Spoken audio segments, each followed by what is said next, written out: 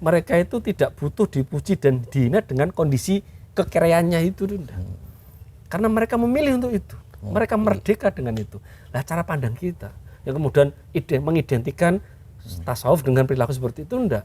Itu perilaku mereka. Tiada siapapun dan apapun yang berhak menjajah saya kecuali Allah. Bahkan isme apapun tidak berhak menjajah saya kecuali hanya ismenya Allah. Nah, kita itu lupa bahwa yang diajarkan Rasul dalam diri kita itu bukan soal menjadi orang kaya atau menjadi orang miskin, tetapi menjadi orang yang sederhana.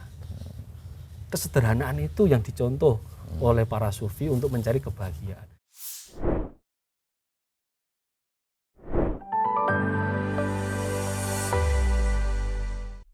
Saya pernah dengar kalau nggak salah dari Abdul Qasim Junaid al-Baghdadi itu yang mendefinisikan tasawuf itu antaku nama Allah bila alaqah.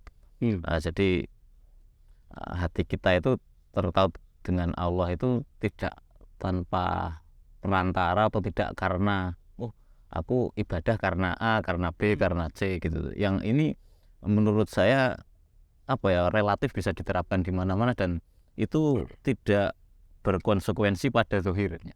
Ya. Artinya misalnya orang kota itu kan kalau harus mengikuti kayak orang-orang dulu itu, waduh, orang tasawuf kok harus dalam tanda kere, terus kelusuh gini-gini, Mas. Ya, benar. Bagaimana menerapkan itu di tengah kehidupan modern gitu, Mas?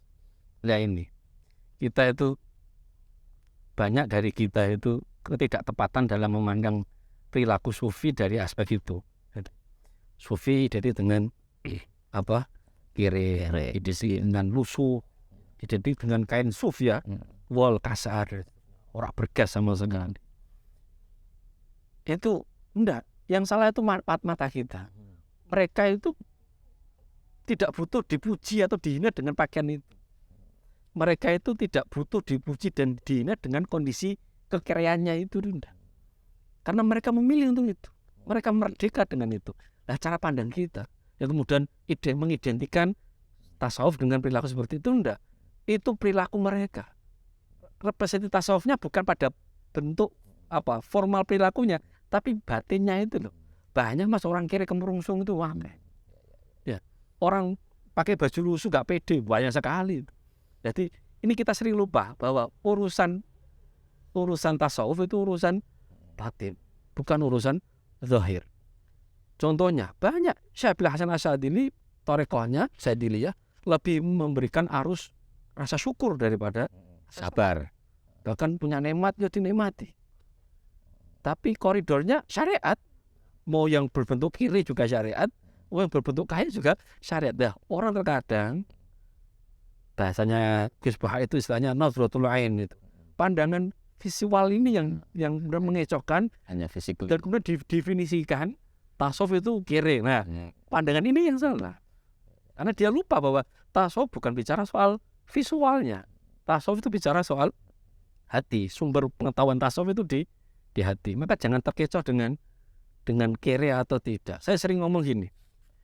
Saya punya pengalaman mengkaji para sufi-sufi itu pada titik pengalaman bahwa mungkin di antara manusia yang Allah kasih karunia dekat dengan dirinya, di antara kaum sufi itu adalah orang-orang yang memang dikatakan merdeka. Merdeka karena dia nggak terikat, nggak terpengaruh oleh apa-apa. Hanya mengikat ilaqah dengan Allah itu. Saya masih ingat Gus Mus dalam istilahnya puisi suatu saat pernah saya dengar itu. Gus Mus mengatakan menerjemahkan kata la ilaha illallah itu dengan penerjemahan yang sangat istilahnya sangat manusiawi. Beliau mengatakan tidak ada apapun siapapun yang berhak menjajah saya. Kata jajah itu kan kata-kata sosial kecuali hanya Allah. Itu merdeka orang ya. Kata itu Gus Mus sudah mengekspresikan kata la ilaha illallah. Kalau makna kita kan la ilaha, tiada Tuhan yang layak disembah, tiada Tuhan yang layak jadikan peraduan, tidak ada Tuhan yang layak dijadikan istilahnya ekspresi apapun itu kecuali Allah kan itu. Kali ini tiada siapapun dan apapun yang berhak menjajah saya kecuali Allah. Bahkan isme apapun tidak berhak menjadi salah kecuali hanya ismenya Allah. Kan ada kalau di non Islam ada kayak mazhab komunisme, marhenisme, kemudian ada sosialisme, kapitalisme, kan mazhab semua itu kan Tuhan baru dalam dunia sosial. Gusmus mengatakan apapun ismenya tidak boleh menjajah saya. Yang boleh menjajah saya adalah Allah SWT. Nah, kenapa kemudian mereka merasa mereka nggak punya masalah dengan kefakirannya? Sama halnya mereka nggak punya masalah dengan kekayaannya. Itu kalau soal cerita sufi kiri sama sufi kaya itu kita jangan melihat dari sisi materi kaya dan miskinnya. Saya punya kisah itu. Sufi tapi backgroundnya mu'alaf, Mas. Mu'alaf, Mas. Yang kita anggap itu imannya lemah, jadi wali, Mas. Kita yang imannya auto Islam sejak lahir, itu nggak pernah syahadat langsung otomatis Muslim. Kita aja masih dipertanyakan kualitas peningkatan keimanan atau ketebalan imannya. Itu mu'alaf, orangnya dari orang Romawi, namanya Konstantin, masuk Islam dinami Abdurrahman, julukannya Abu Abdirrob. Itu hobinya sedekah, Mas. Pernah sedekah dalam pengalaman dia bersedekah sampai 10.000 dinar. Nah, ya kan berapa itu? 1 dinar itu berapa? Sekitar 4 gram emas lah. Emas itu 4 atau 3 gram emas. Sekarang emas berapa 1 gramnya? Sekitar hampir 1 juta. Hampir 1 juta. Pengen sak dinar petang juta. Nah, pengen bisa pun 10.000 dah malah. 10.000 itu bisa nggak tahu berapa ratus atau berapa juta itu. Itu orang mu'alaf yang kita anggap lemah, imannya lemah. Orang kaya. Dan dia tidak terpengaruh oleh itu. Dia hanya butuh satu hal.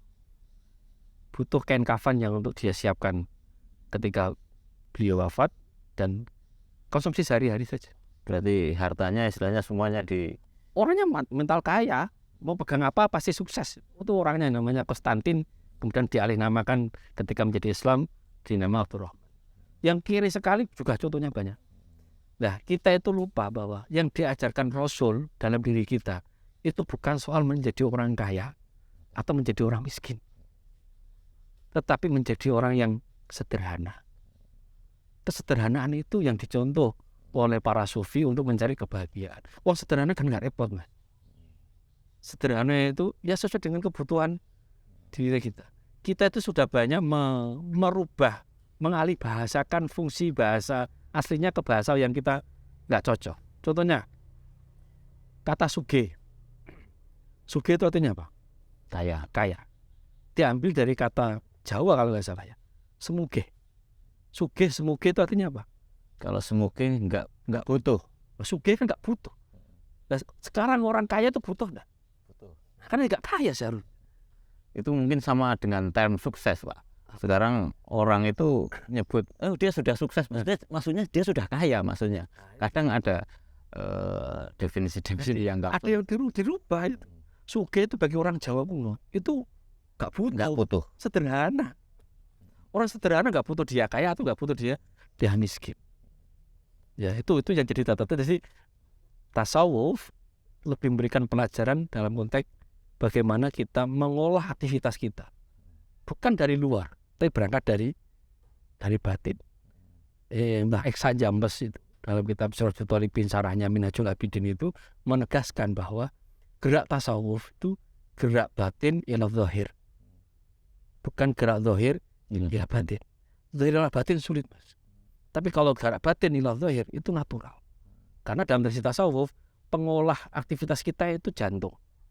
Jantung dalam bahasa tasawuf itu kolbun, hati, yang sering diasal-artikan menjadi hati dalam bahasa Indonesia itu. Nah, simbolnya itu adalah rajanya tubuh kita. Ya, Imam Ghazali mengatakan rajanya tubuh kita itu jantung, kolbun. Nah, semua aktivitas fisik, tangan, kaki, otak dan lain-lain itu hanya junudul qalb, tentaranya. Tinggal instruksi dari sini. Kita banyak contoh kok.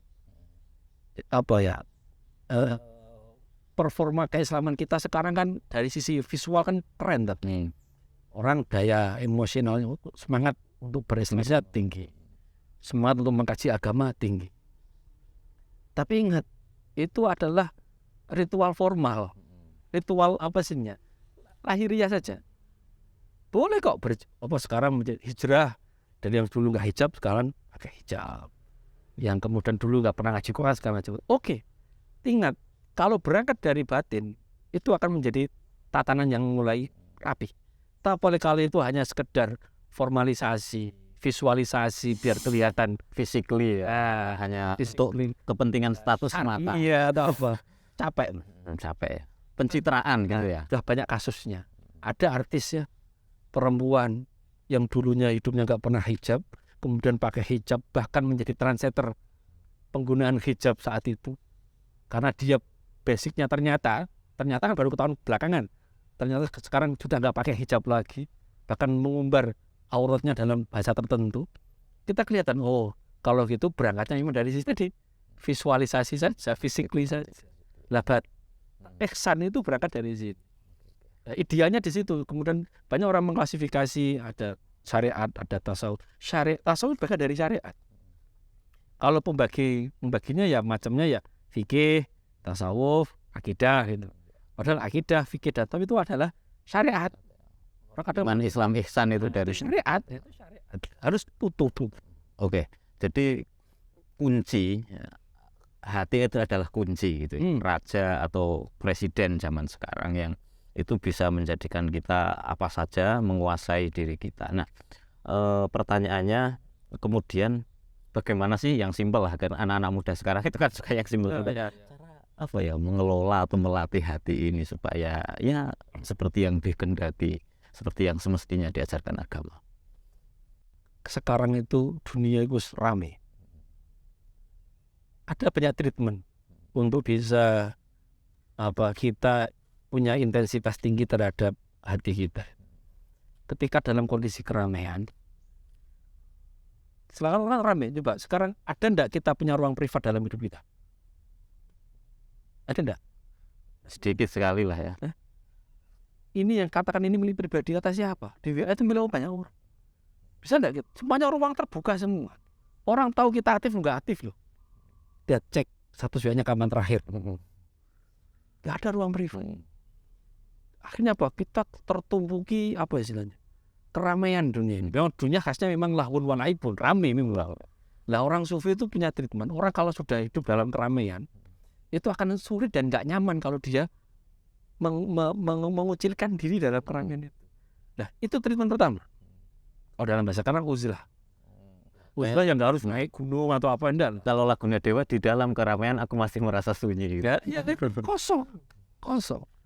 Bahkan orang sekarang banyak lupa terhadap dirinya karena terkonsentrasi dirinya untuk orang lain. Akhirnya lupa, aduh saya sudah sampai mana ya.